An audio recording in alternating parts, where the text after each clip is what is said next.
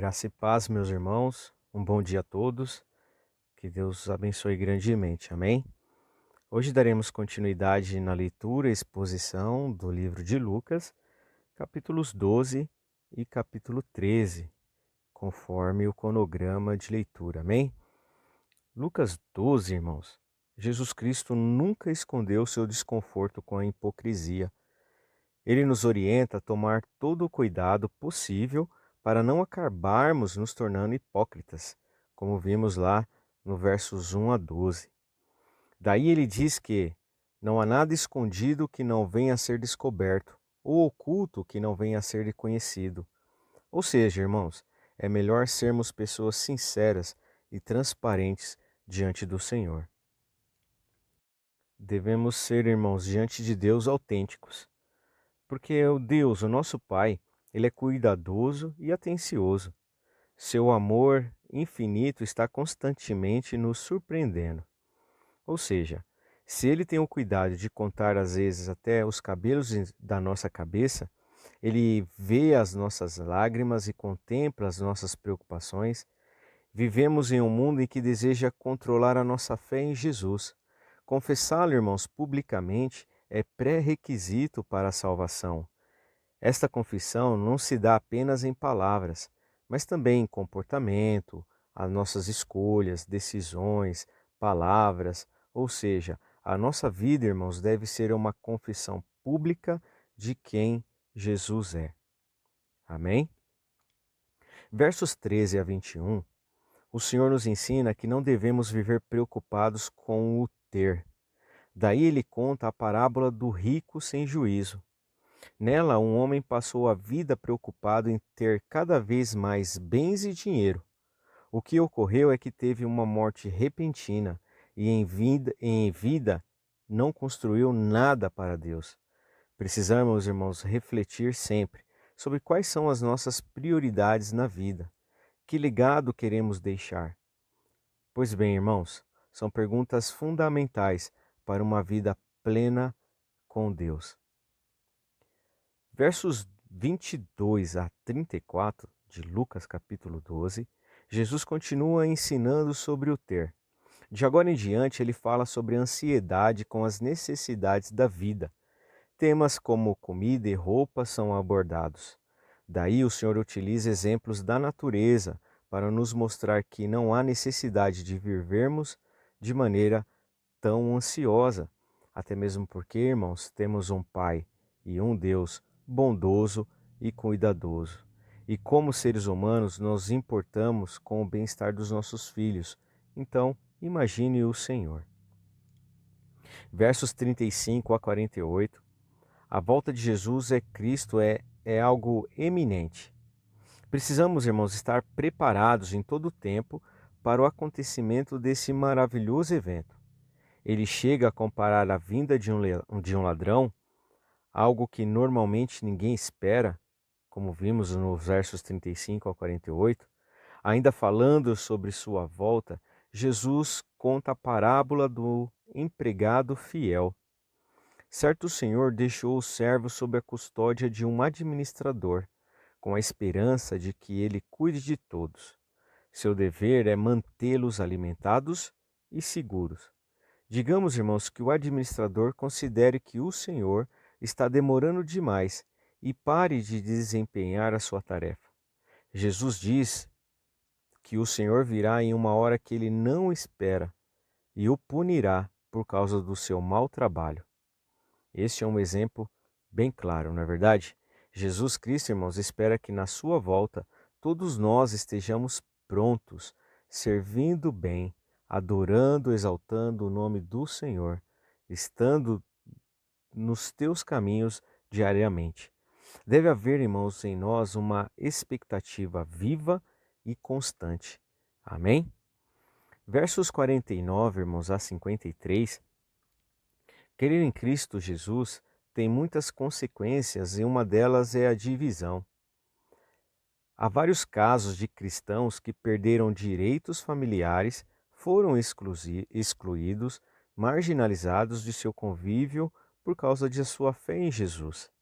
O Senhor não esconde esta possibilidade.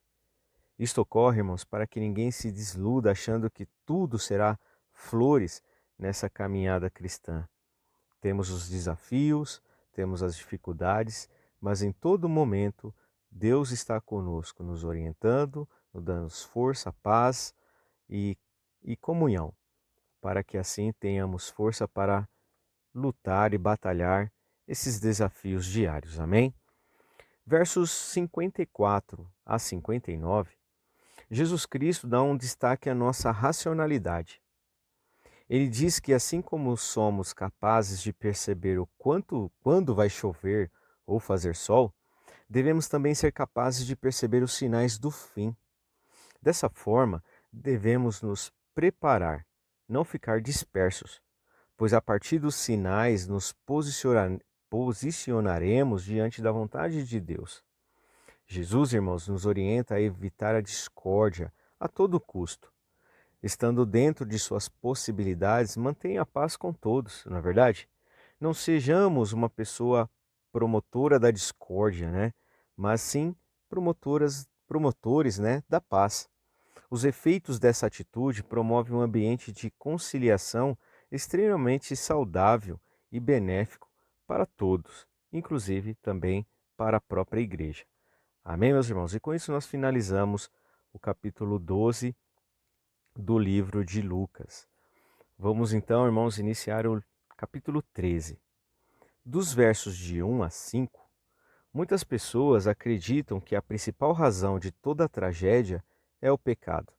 Mas em Lucas, versos de 1 a 5, Jesus nos mostra que não é bem assim. Todos nós pecamos e não necessariamente toda a tragédia em nossas vidas é decorrente disso.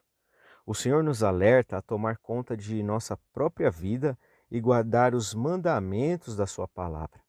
Porque a pior tragédia, irmãos, que pode acontecer às nossas vidas é uma vida longe de Deus e uma morte sem arrependimento. Pensem nisso, irmãos. Versos 6 a 9, Jesus conta o exemplo de um homem, dono de terras, que esperou por 3 anos que uma figueira desse fruto, mas ela não deu. E essa é a famosa parábola da figueira estéril. Isso fez, irmãos, com que ele decretasse que ela fosse cortada.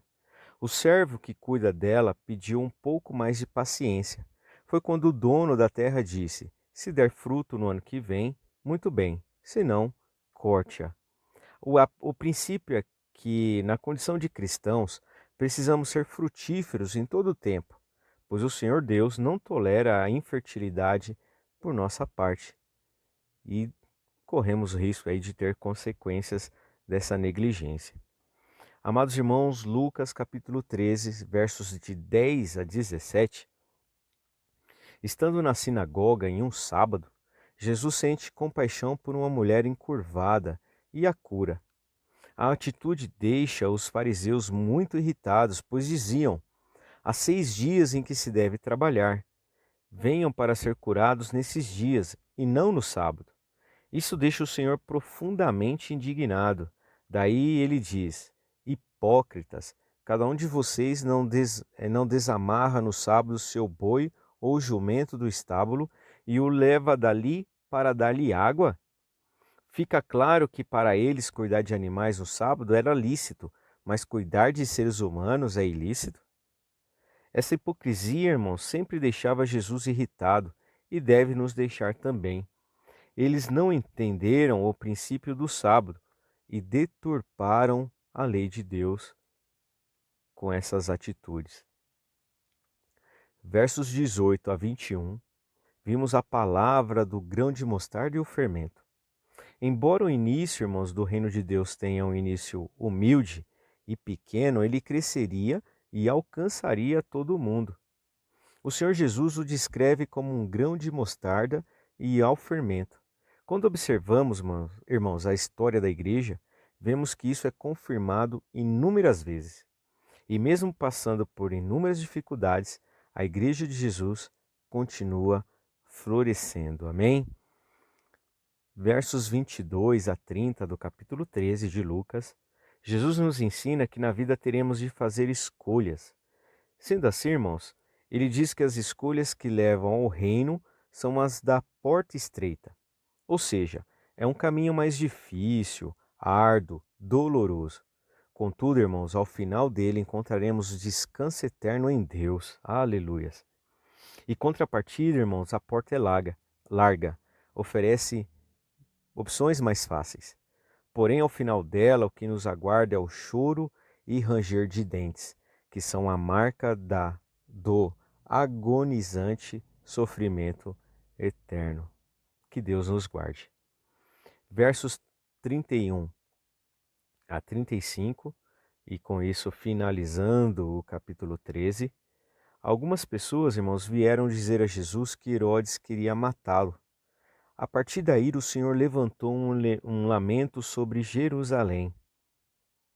Sua maior dor é que ele já havia tentado de diversas formas cuidar dela e ajuntar os seus filhos.